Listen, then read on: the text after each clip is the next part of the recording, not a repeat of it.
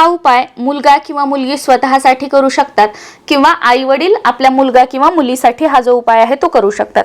ज्या दिवशी तुम्हाला स्थळ बघायला जायचं आहे, ठिकाण बघायला त्यांच्या घरी तुम्ही मुलाकडे किंवा मुलीकडे जाणार आहात, तर त्या दिवशी हा उपाय करायचा आहे किंवा आदल्या दिवशी करायचा आहे।